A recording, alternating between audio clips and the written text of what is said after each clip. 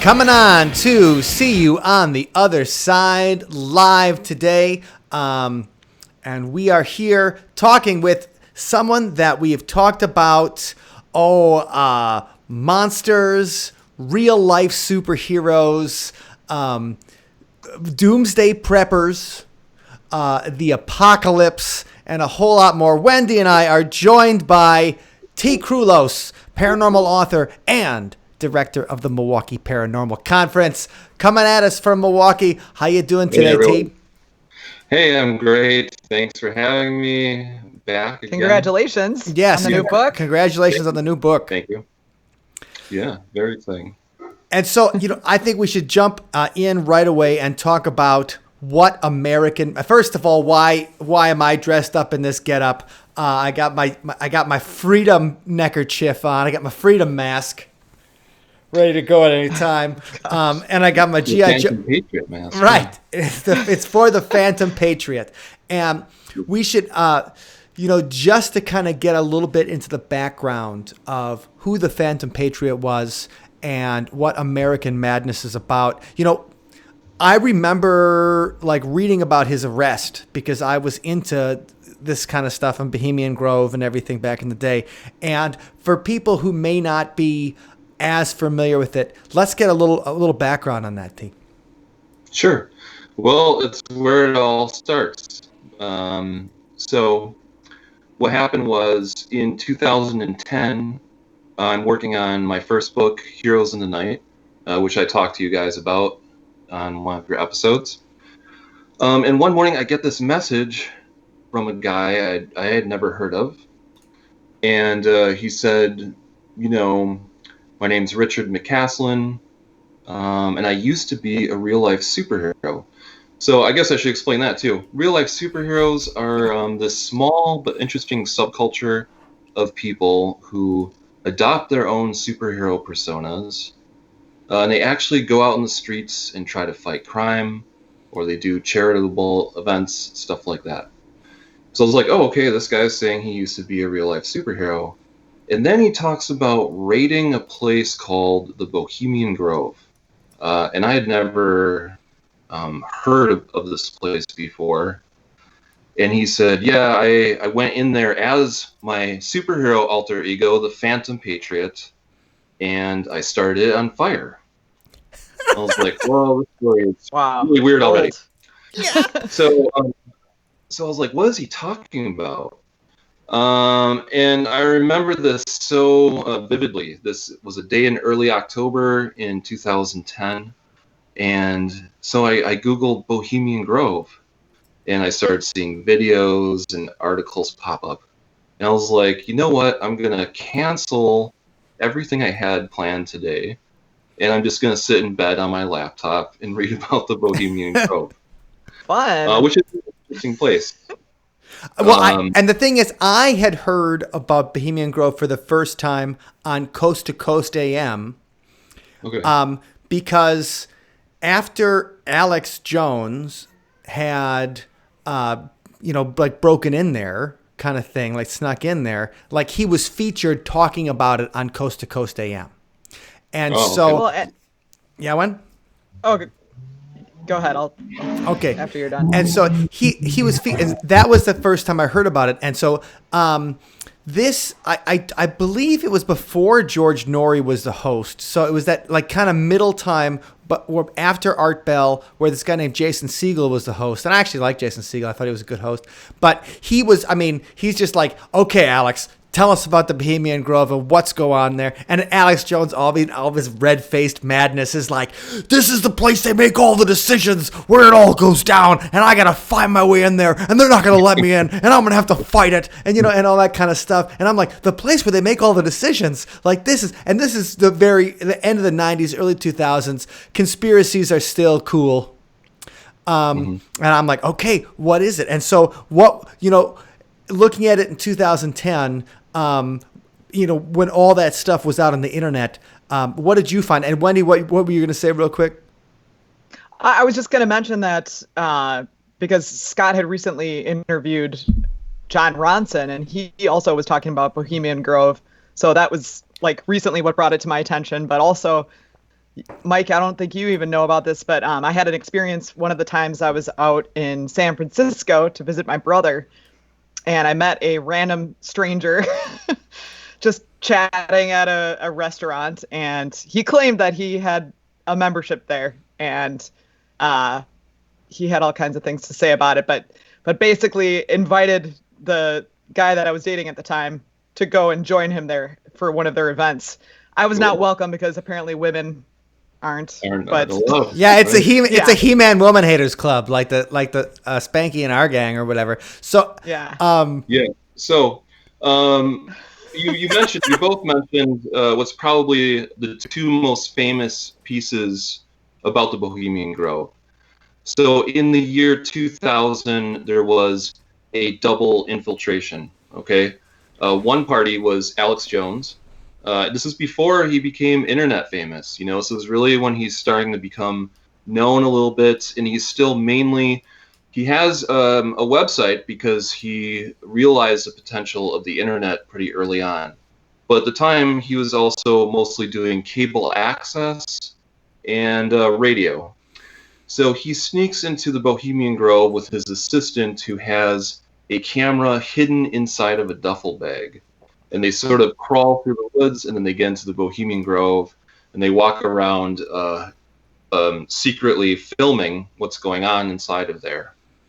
Meanwhile, John Ronson was profiling Alex Jones, but Alex didn't want to go into the Grove with him for some reason.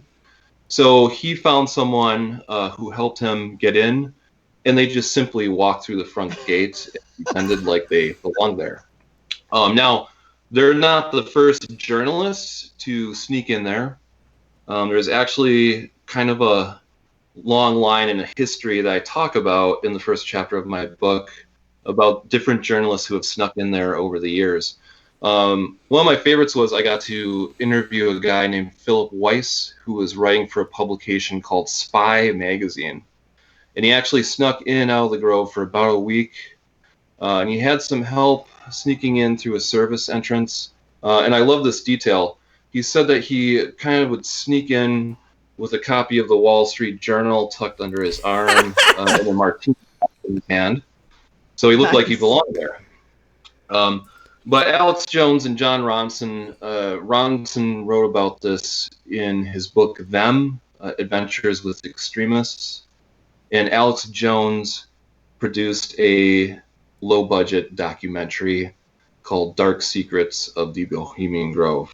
And so let's go. So where is this real quick? So Bohemian Grove, it's in like the Bay Area, right? It's north of there. It's about an hour north of the Bay Area, deep in the redwood forests. So there's a couple of... And Wendy, where were you? Where were you when you met the guy who was ready to take you guys in there? Who is obviously the Bohemian trader? I was in San Francisco, actually, right on the bay, right by the Golden Gate Bridge. And this person that we met, even we kind of just hit it off. We were chatting, and he had a membership to the yacht club there. And he's like, "Oh, here, let's go over to the yacht club and we'll have a drink there." And we were like, "Okay."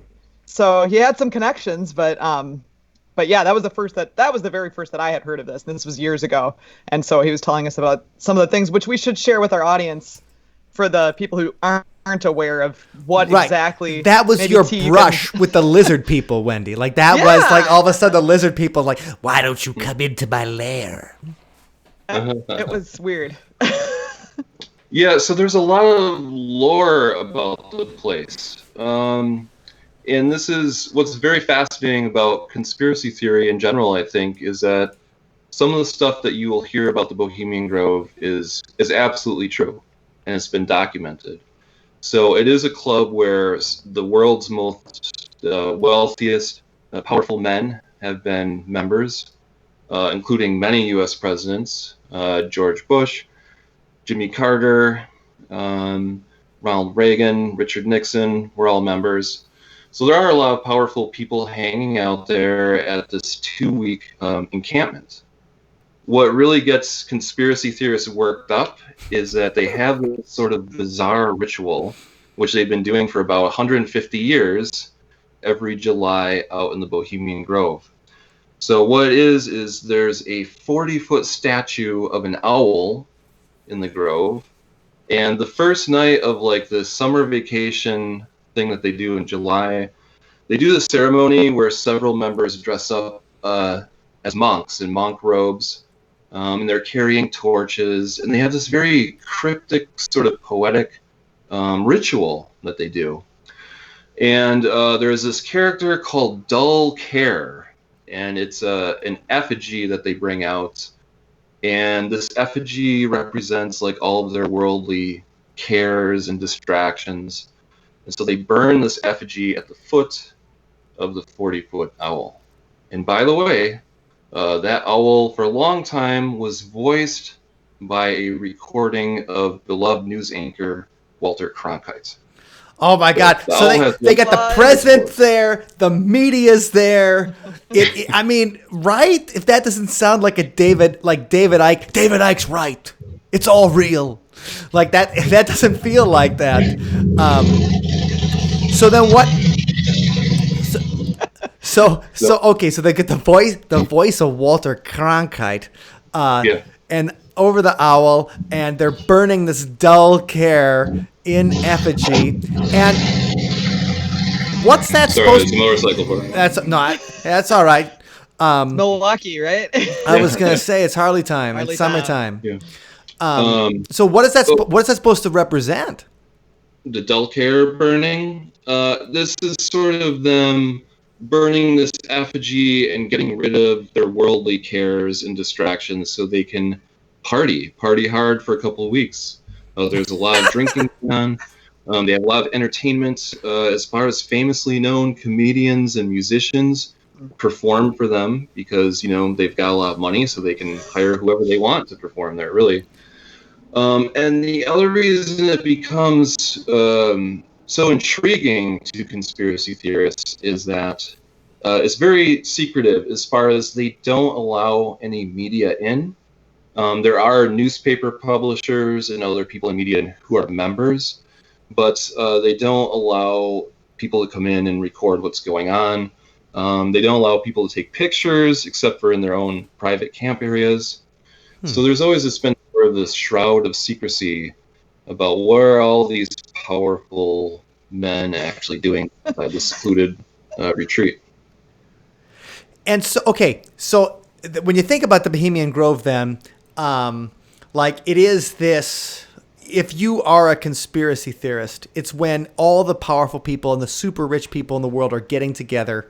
Now, why would, when I think about that, I think about when I've heard, why would Alex Jones care and break in? Like, why would this be more? It's like, okay, rich people hang out all the time. Like, we've seen the Oscars, we've seen the after parties and things like that. So then why does this become sinister, so sinister to the point that someone like Richard McCaslin sees it and he says, I got to burn this son of a bitch down?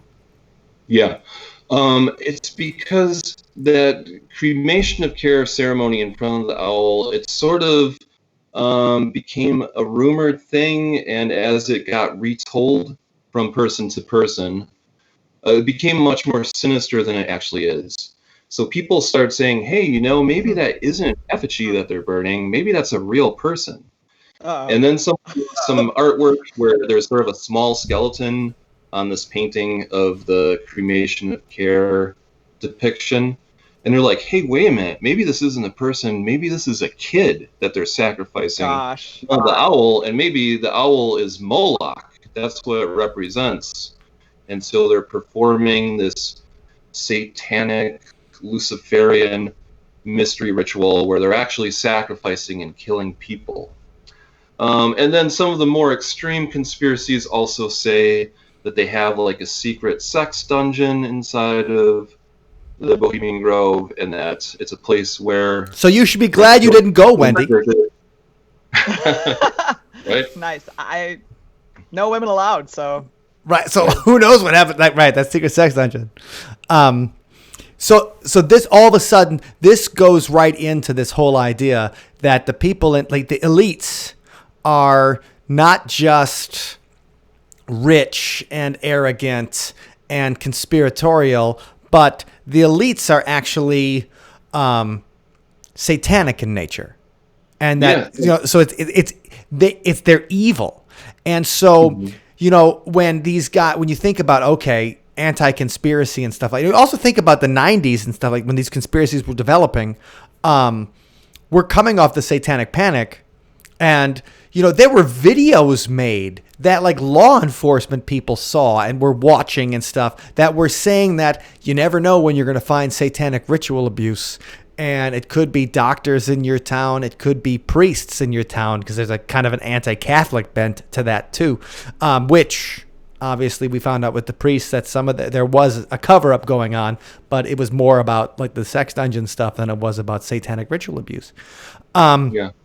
And in the book, I talk about there's a pretty straight through line from, things like the Satanic Panic and theories about the Bohemian Grove, and some of the stuff that we've seen more recently, like Pizzagate and QAnon conspiracies, all kind of revolve around this secret cabal of satanic, evil, powerful people that are abusing children and also controlling the world. Well, and what I like about that, what I don't like about that, but what I think at least works for the through line is that save the children thing. Because what is going to motivate people more than this idea that children are being taken advantage of?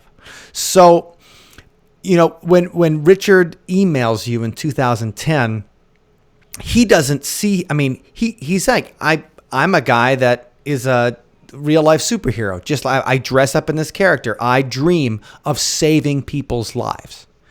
And he's the guy that's willing to, he's not just going to volunteer at the soup kitchen. He wants to go save these children's lives. And so then how do you go from getting an email from a dude who's like, I'm the guy that burned down Bohemian Grove, to I'm going to spend years of my life writing a book about the dude? Well, I didn't know what was going to happen, but he sent me this email and he mentioned that he could send me a press pack if I was interested. I had a P.O. box at the time, so I really think that was a key factor, actually, because I didn't especially feel comfortable giving him my home address. Wow. But I said, I'll look at this press pack. Here's my P.O. box number. So, a few days or a week later, I get this manila envelope, which I opened up. And there's a long letter from him. There was a copy of a hand-drawn comic that he did while he was in prison that was mostly autobiographical. And he sent me a couple of legal documents, I think just because he wanted to prove. He thought that I wasn't going to think that it was really Richard McCaslin or whatever. So he sent me these materials, and as soon as I was going through it, I was like, there's a story here. I'm not quite sure what the story is, but there's something interesting going on. So I kept in contact with him, I would ask him some questions, and then he'd send me a letter detailing his answers. And eventually, I met him the next year in 2001 for the first time. And it was a story where I kind of worked on it, and then I would put it on the back burner while I was working on other stuff. And it just kind of went through this cycle of working on the story. And then, in 2015, we had the Trump candidacy. And I started seeing this another level to the story. It wasn't going to be just about Richard. It was going to be about how conspiracy has evolved in our culture and has become kind of mainstream. Originally, Richard, might be seen as a very fringe type of believer that's way out there. But in this crazy time that we live in, I almost think he was maybe a zeitgeist of the times or ahead of the curve or something. Well, and there we're looking at a picture of Richard this is the cover of your book, American Madness, and this is his Phantom Patriot character. That's a cool belt buckle. Yeah, it's a sweet belt buckle. It's Punisher-esque, but with the American stars or whatever for eyes. Yeah. It's that skull costume, which is, superhero-wise, that's, Ghost Rider, little terror in there. And then obviously he's packing heat. So in both hands. Right. He's ready to get you. And so, he's got this character that, is this saving the world type of guy. But he's already a little over the top in that, obsessed with comic books, into, he wants to do something good. He serves in the Marines, right? And that that works for a while. But then he gets out and is listless, goes to Hollywood for a little while as a stuntman, which I was super interested in that part. I'm like, oh, a stuntman, that always seems like a cool life. Doesn't work out, right? He gets some bit parts and things. Yeah, he had a lot of trouble, and this is where, when he started telling me his story, I started to feel bad for him, because he had these sort of dreams that revolved around superheroes. He wanted to be an action star, he wanted to be a stuntman, and I would say, even though it might sound kind of cheap to put it this way, he had bad luck. He was trying to fulfill these dreams, and he was having a lot of trouble getting any sort of traction. And then he went through a rough period in his life in the late 90s, where both of his parents died. He was a single child, and he was having trouble making good friendships and finding a career path, and just nothing was really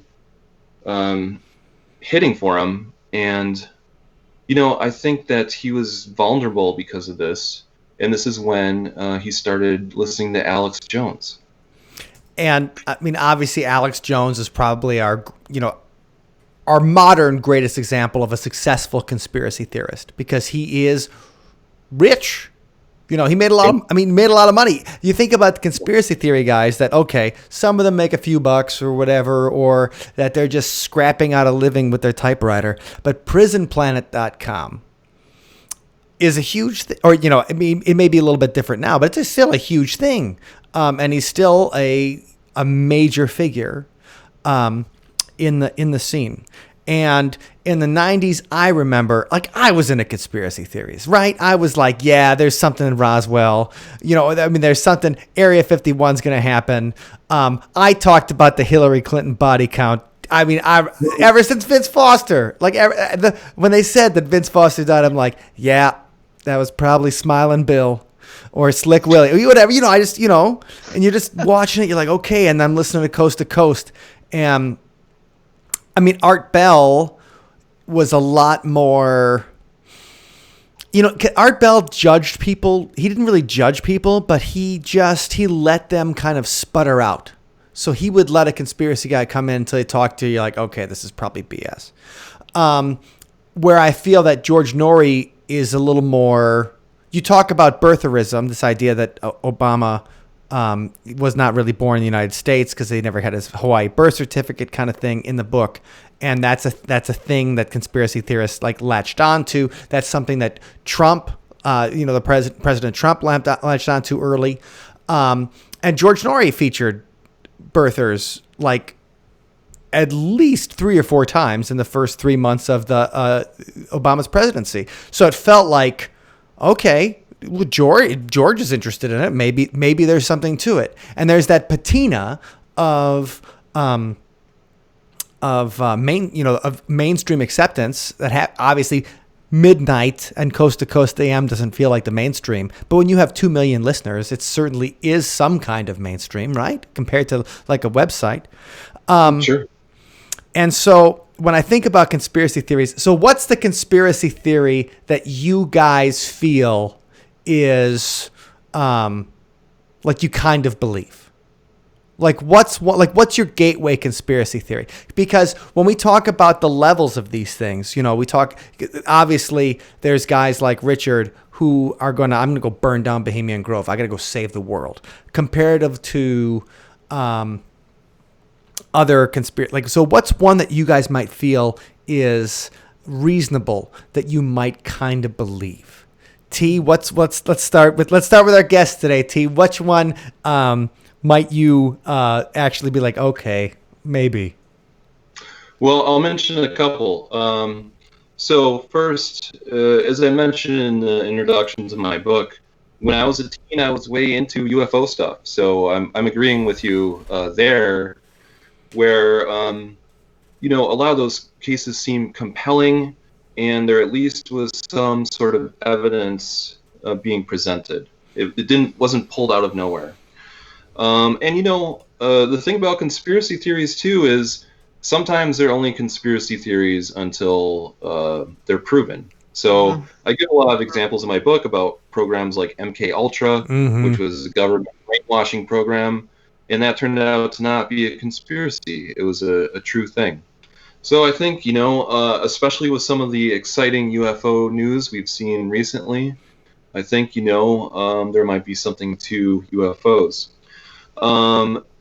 Also, places like the Bohemian Grove, like I mentioned, those have some things being spread that aren't true, but there's a lot of the theory is true. It is true that this group of powerful men meet in the redwood forests and they do a bizarre mystery ritual in front of an owl, which is pretty crazy to say.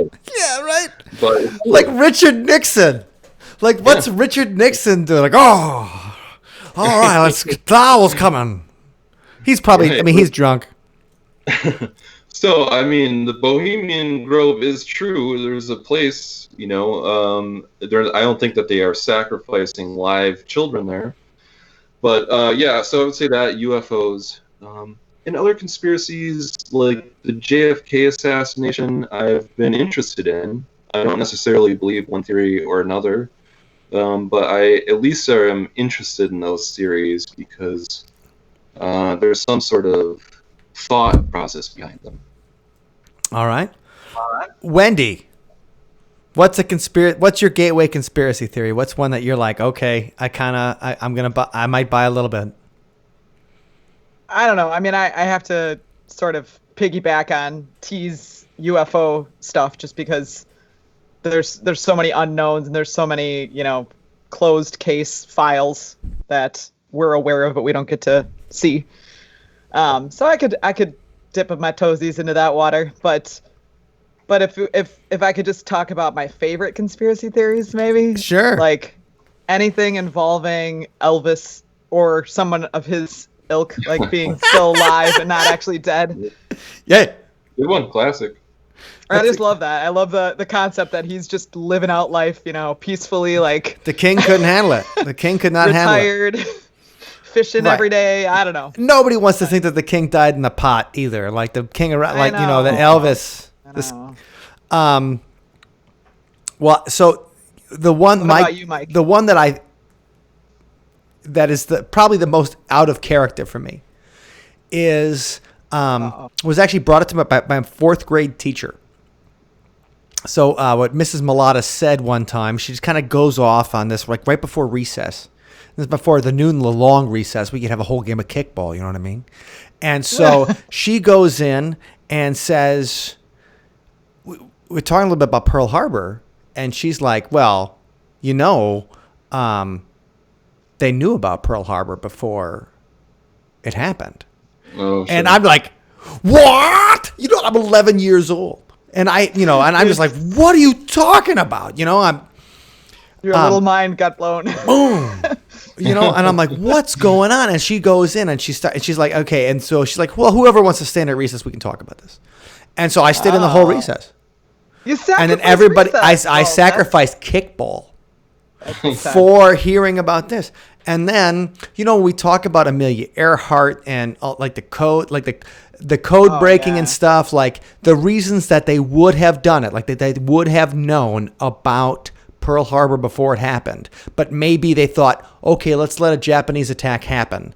They didn't realize that we'd get our ass kicked, like, that 3,000 people would die, that the Arizona would sink, all that stuff would happen. But they're like, okay, let's let this attack happen. So let's kickstart the war because we're going to get in eventually. Let's let this precipitating moment happen. The idea that people in power are like, this is what's going to happen anyway. This will be good for America. This will kick us out of the Depression. And also it won't let the Japanese know that we've cracked their code. And so if we can do that, we're going in anyway, so we might as well get in and not ruin all the intelligence we've learned over the years and stuff. To me, that just seems reasonable. Now, is it true? I don't know that. Like, I'm not a John Birch Society. I do not have a tinfoil hat. We did have 3 tinfoil hats in the van for a while. We did make some tinfoil hats. But that to me is the one that I find like, and that's like a tipping point, because if you believe in Pearl Harbor, then you could believe that 9/11 was an inside job. And if you believe that 9/11 is an inside job, then that's the same path Richard McCaslin went down. Yeah. I mean, like Richard McCaslin is, it's funny that you brought up the conspiracies surrounding President Trump, because the Phantom Patriot was not a Trump fan, was he? No, not at all. Which was, it's surprising a little bit in that a lot of conspiracy theorists, they think that Trump is their guy, very seriously. In fact, very shortly after he announced his campaign to run for president, Trump's advisor, Roger Stone, who's also a conspiracy theorist, told him that he should get on the Alex Jones show. And so he did, and had a conversation with him. And ever since then, InfoWars has been very heavily promoting Trump. So this is very fascinating to me, because Richard McCaslin was inspired by Alex Jones. And this is a person who now, has a friendly relationship with the President of the United States. It's absolutely crazy. Well, if you're thinking the elites are in power and that somebody like Alex Jones is fighting the elites, right? That it's his job to give us the truth that the people in power won't give us. Now he is in bed with the people in power. And but this was also, by the way, this is a very shrewd move on Roger Stone and Trump's part, because they recognized that this was a contingency of people that they could reach, and that would admire Trump because Trump promoted birtherism. And so I'm not saying that Alex Jones' audience is the reason that Trump won, but they were definitely, Alex Jones has millions of listeners, and they're very devoted to him. So this is a very solid base of people that they knew they could reach. Conspiracy theorists, they knew if they did some dog whistles, they could reach racist people. And it just became this sort of coalition of people that they rallied behind them. I mean, and it worked, right? So like it works, so you win. And that leads to then, so I mean, I think what's interesting, and your book, you really do this well, T, is that you connect those lines from the Bohemian Grove to where does it go, like when you go all the way.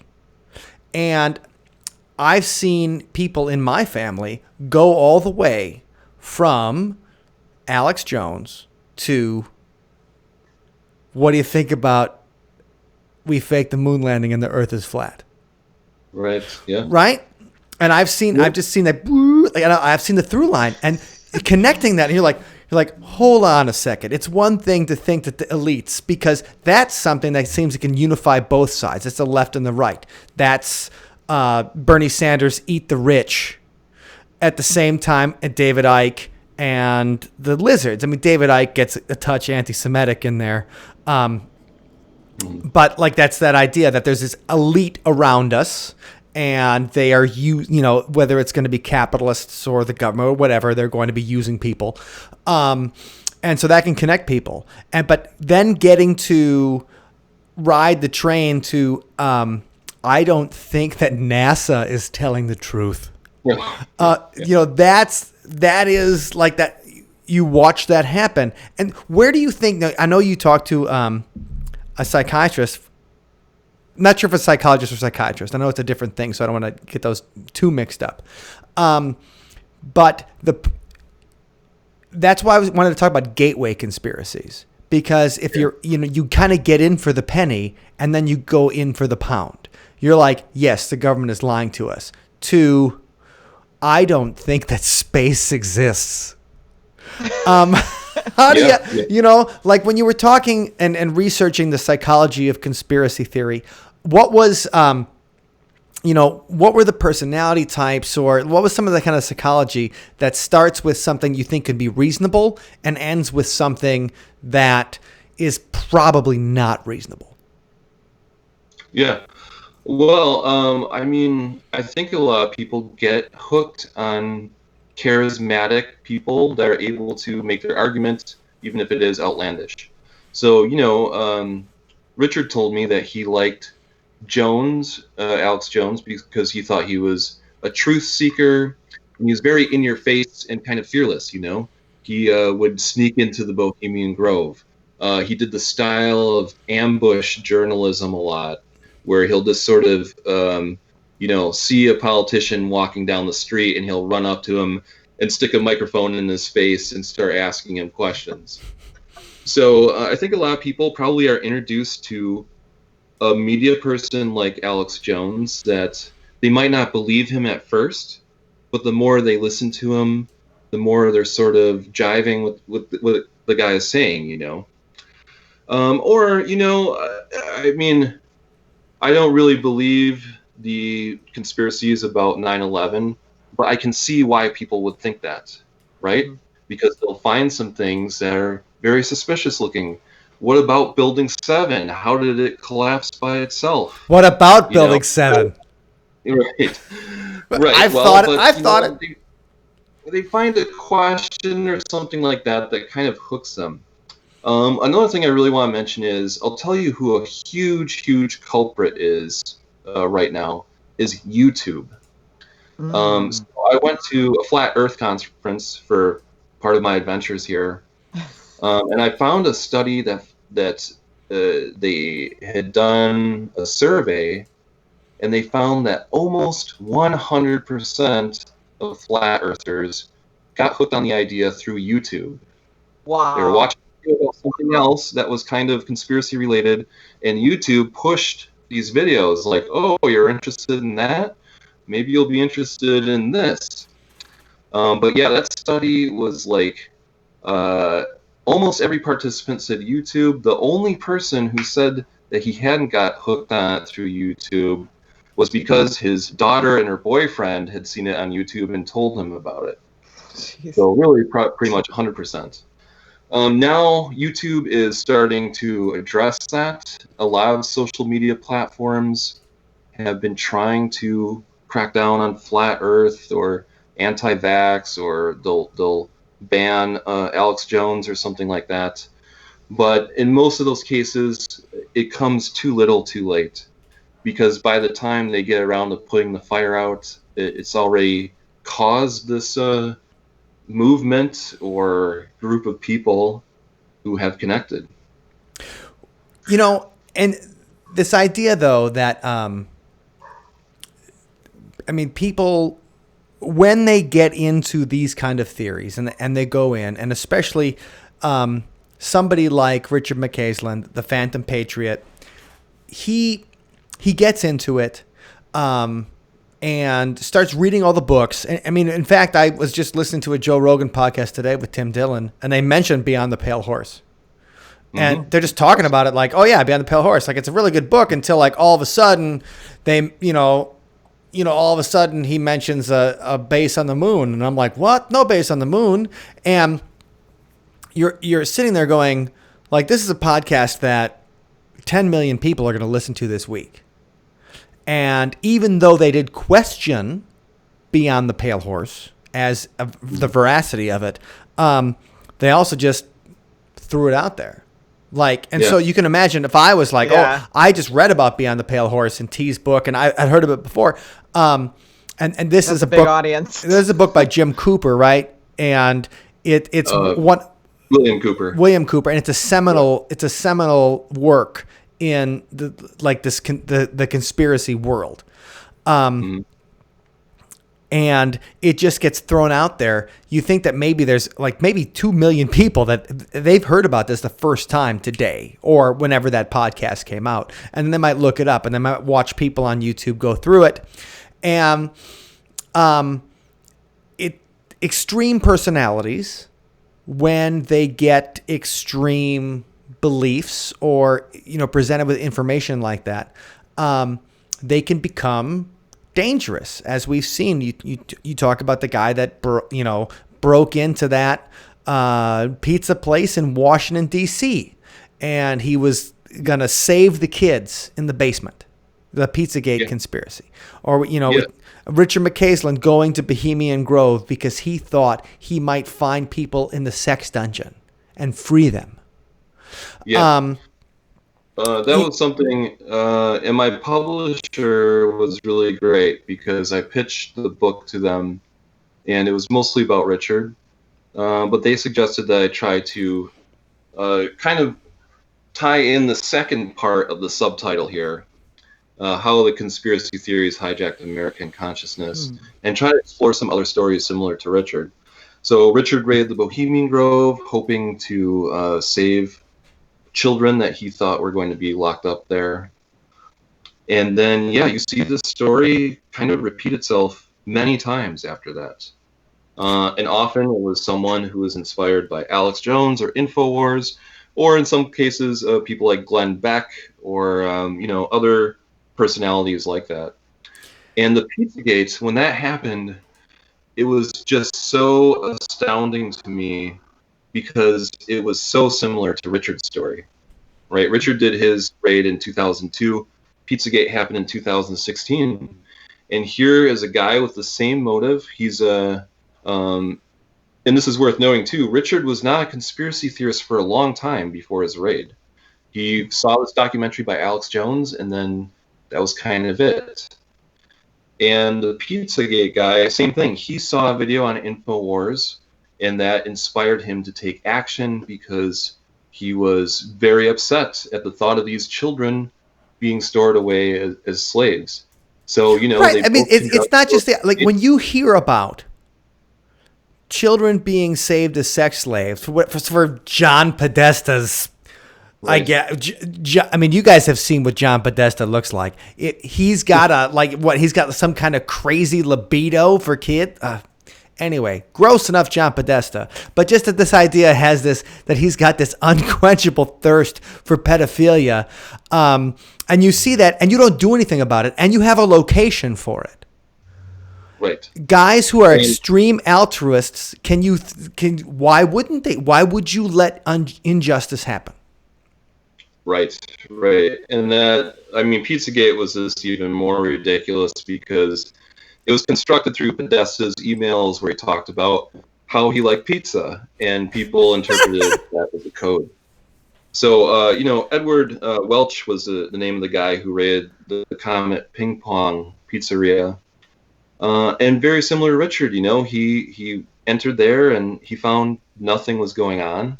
And then he got arrested, of course.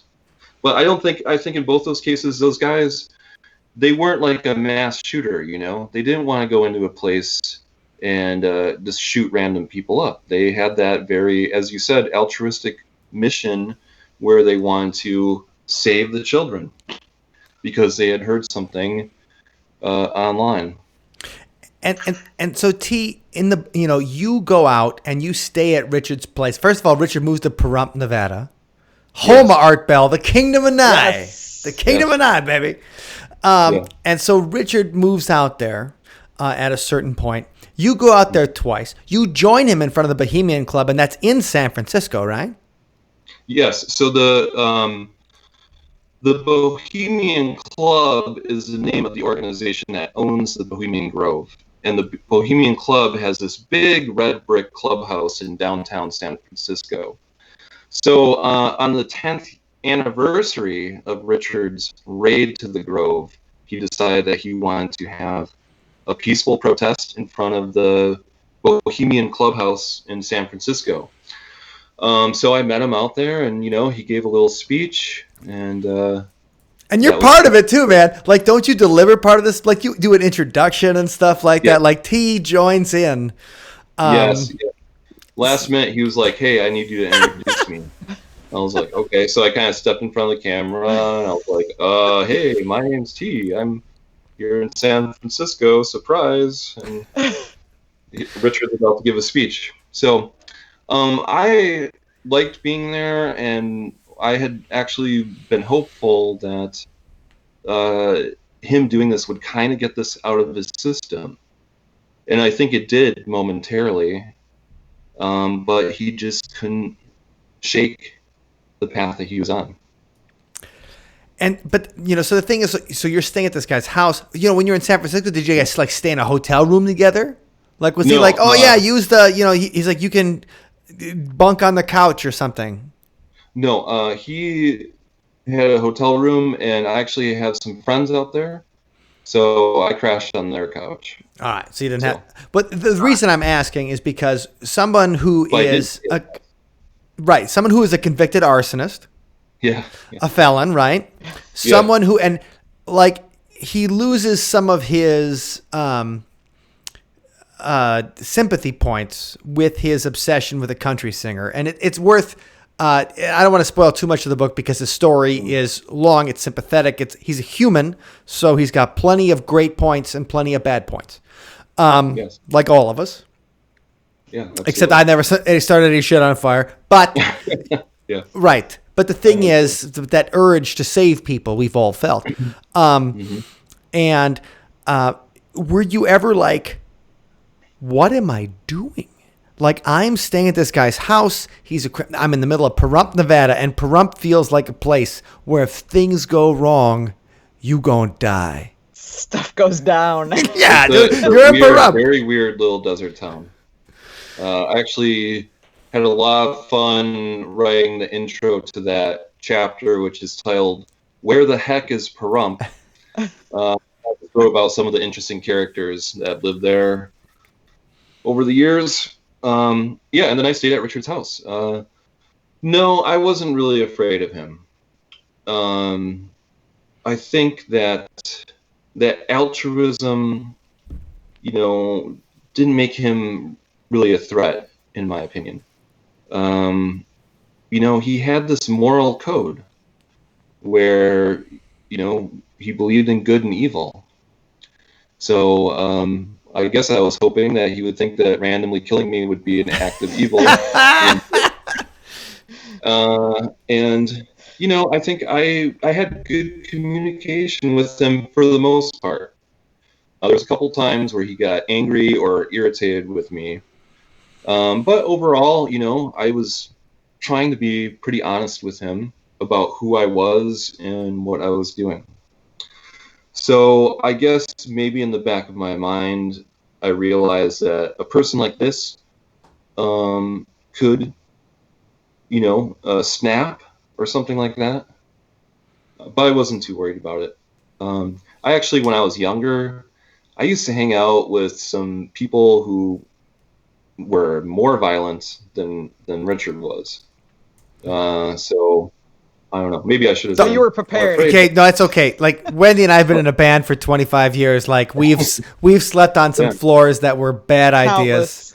Yeah. Hung out with people and done things that I was like, wow. As a 43-year-old, I'm glad I'm here. Lucky we made it through. Yeah. But I think I had a good relationship with him too, because I think one of the things that he really wanted was for someone to listen to him, which a lot of people wouldn't. So I was one of very few people that would take the time to listen to him. So I think that he appreciated that on some level. Well, it does feel like American Madness is a labor of love, because obviously since you started that initial communication with Richard, you've written, at least 4 books, probably more, but 4 books that we've talked about, in the past 6 years. But you've gone through and it comes through. And the thing is, I don't think anyone else could tell this story. And so that's why I think we definitely encourage people to check out American Madness, the story of the Phantom Patriot, and how conspiracy theories hijacked American consciousness, because I don't think you guys are going to see a similar kind of book to this that treats conspiracy theories, conspiracists, but also human beings with as kind of a perspective as you see in this book. So I think that kind of, because you worked with real life superheroes, you could you had a unique perspective in showing Richard's story with compassion. Thank you. And so I think that's what people are going to appreciate about, because you're going to see the human and not just the crimes or not just the conspiracies. But I think our last question, for at least for Richard here, and the story of American Madness, is that shit's out of control. T. Yes.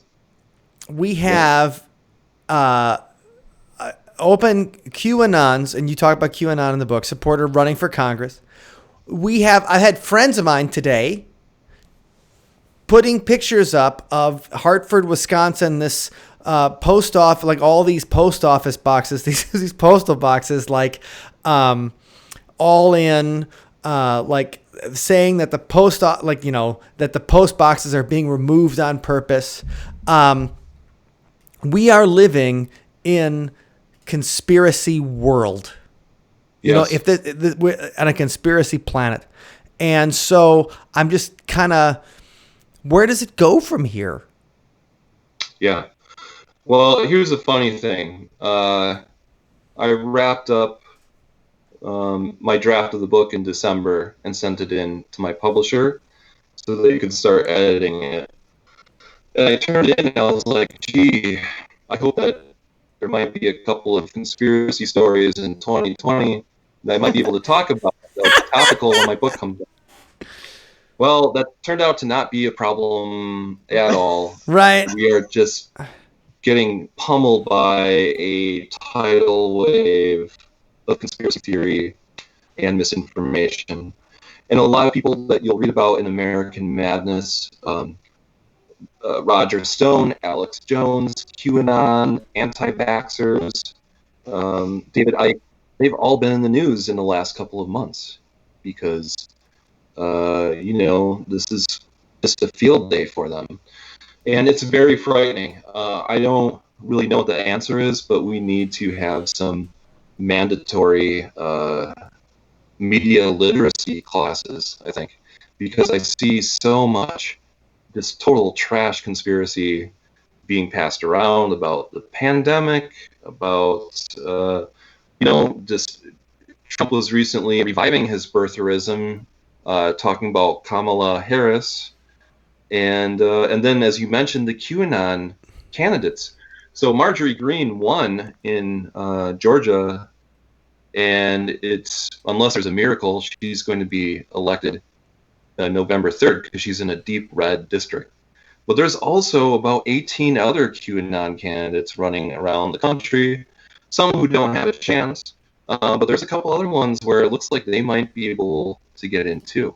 So this is just really dangerous because, as I write column T's Weird Week, so I talked about QAnon a little bit this week, and I said, what's next? We could have a QAnon caucus. They could open up a special committee to investigate mole children. We could have a flat Earth party, Well, we're not talking about regular political differences. We're not talking about how we should spend money. We're not talking about we're not talking about Medicare for all versus health insurance. We're not, we're not talking about what's the wars or the position of government in, I don't think it's for the federal government versus the state government. All these kind of things have been traditional politics and parties have differed on for 2.5 centuries. Now it's us versus the pedophiles. It's us versus the Nazis. And so everybody goes into it instead of saying it's us versus the people who want to spend slightly less than us or spend slightly more than us, we got to fight fascists. We got to fight pedophiles. How do you get back to the point where we can just be okay, I want to spend this much. You want to spend this much. Let's meet right here. And maybe we'll spend the middle amount of money and then you get a little bit and I get a little bit. Yeah, it's just, and the pandemic was just a perfect petri dish for it because you have millions of people sitting online at work. Yeah. And this is a dangerous thing too. If you believe conspiracies that the pandemic is a hoax, then of course you're not going to be inclined to socially distance or wear a mask. So it's just like, it's actually dangerous. It's not just like, oh, this guy or this person has a kooky idea. It's like becoming an actual threat in 2020. Well, and that's the idea. I mean, people are running into pizza places like urban. I remember when I lived in Minneapolis, there was a cool pizza place right down the street. In Madison, I live across the street from a cool pizza. I picked this house, part of the reason, because I could go to the cool pizza place, drink beer until 2 o'clock in the morning, or just go and get a pizza. And if people don't get that there's, yes, weird art in the walls and things like this, and not symbolism, that there's, it is a scary thing. So while Richard, I mean, to me, he feels his story, and I don't want to get to the end of his story because it really goes through its ups and downs. And he had some wins, and you think, oh man, this guy's going great. But his story is someone who is like one of those, I don't know, like lost boys, right? His childhood's rough. His parents aren't great. But he's got a lot of ambition and a lot of drive. And in the end, that drive and ambition, unfocused and misdirected, seems to point in that wrong direction. And I think that's where you guys should pick up American Madness, because you get a chance to view, maybe if you have a super negative view of conspiracy theorists, or you think they're on one side of the aisle versus your side of the aisle, this book gives you a little closer perspective on how no matter where you land on the political spectrum, you're still a human, and we can still look at people through that lens. And so, anyway, that's a good way to put it. Thank you. And so, American Madness by Tea Krulos, the story of the Phantom Patriot and how conspiracy theories hijacked American consciousness. If you guys are watching this later, you can still just click on this link right here, and then you can jump to it and pick up a copy for yourselves. It is worth a read. I read it. I finished it up the last 50 pages. I did not even leave the bathtub today. I read the whole thing. I did not finish it. I did not leave the bathtub till I finished it. But that's not all the exciting news we're talking about today. Now that we finished talking about American Madness, I want to just jump to real quick, everybody, something really exciting coming up. And T, you're not only an excellent author, you also are the director of the Milwaukee Paranormal Conference. Yay! This will be year 5 for us now. Yeah. 2020. Wow. 2015. Of course, things are a little bit different this year. Right. Weird and not in a good way. So this is, I'm not going to say unfortunately. I was going to say unfortunately, but I think it's going to be really cool, actually. We're going to be doing the conference online this year, which is really not a surprise because everything is going has been online. canceled all year. Right. We're going full prisonplanet.com. No. It's all Bill Gates' fault, right? Yeah, inventing this pandemic. So we're going to do an online conference, and the thing, I think people were disappointed or whatever, but the thing I'll say is here's some advantages to that. Number one, it's going to be free. Number Yes. 2, you can go to the conference in your pajamas from your couch. And we're going to be doing some creative takes. Oh yeah, there's the awesome conference Yeah, art. right. The coolest conference art ever. And we're gonna do a lot of fun stuff like trivia, online panels, some virtual tours, and stuff like that. And so Concert. you guys can check that out. So Wendy and I are going to be playing Paranormal Rock for you guys on Friday. It's October 9th through October 11th. We're going to have some music. Also, all of us here are ghost storytellers. And so we're going to have a chance to all tell ghost stories to everybody. And you're going to hear some stories from Milwaukee, Waukesha, Madison, Twin Cities, Lake Geneva. Like, we're going to have just a virtual campfire. Right, a virtual campfire with ghost stories. Scott Marcus from What's Your Ghost Story? He's working on the new edition of Haunted Road Trip. Cool places, and he's got a whole bunch of places like I bet that these guys have never heard of that he's working on. I know. Oh, sorry. I got so excited I punched my microphone. My sister Allison, she's got a whole new. She calls it the Bride of Milwaukee Fortiana. So she's got a whole year's worth of new stories that she's been working on since the last year. MJ Benias from Vice magazine. He's one of the guys that's helping, figure out. He works on the show Mysteries Decoded on CW, and he's helping figure out some kind of like the UAPs. What's happening with now that the Pentagon's opening a UFO division, right? How can I sign up? Like my Marine friend, my friend's like a Marine captain or whatever, on like the West Coast, and he puts this thing on my Facebook. He's like, Defense Department opening up, and I'm like, okay, can you pull some strings and get me assigned to this division? I'll go through boot camp. I don't give a shit. I'll do it. But he's joined, and the thing is, like normally he's not going to come out to Milwaukee, but we can get him in, because it's going to be virtual. What's everybody doing anyway? Right. Sitting around at home, right? Just talk to us on your phone. Get him. Paranormal Investigators in Milwaukee. Obviously, Noah's great coming back. Ron from Racine, Paranormal Investigators. And so we're thinking of interesting ways where we can have paranormal. Like, what's your best paranormal evidence? Let's knock it out. Like, what's your hottest EVP kind of thing, and so it's really exciting. T, what part are you most excited about this year, or something you're like, oh, I'm glad we could try to give this a shot this year that we haven't done before?